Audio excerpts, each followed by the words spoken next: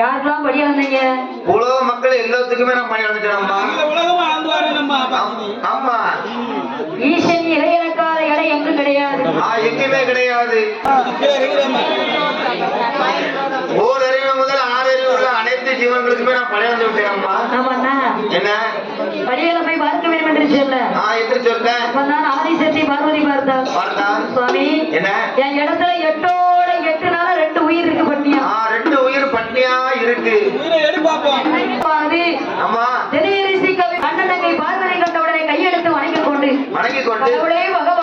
பகவானே அறியாமல் செய்த குற்றம் ஆண்டவரை விருக்க வேண்டும், தெரியாமல் செய்த குற்றம் சிவனாரை விருக்க வேண்டும், பாராமல் செய்த குற்றம் பகவானை விருக்க வேண்டும் என்று சொல்வதை கேட்டு உண்மையிட்ட பேருக்கு கோடி வரத்தை கொடுப்பேன் என்று சொல்ல அப்ப நான் ஆடவரெல்லாம் ஆண் குழந்தையும் மன்னன் இல்லா மைந்தனும் புருஷனில்லா உத்திர வாக்கியம் கேட்கும் போது பகவானாகப்பட்ட சிவபெருமானிடத்தில் 8 நாளைக்குள்ள என்னை விதமாக குழந்தை வரத்தை கேட்டு வருவோம் என்று கேட்டார்.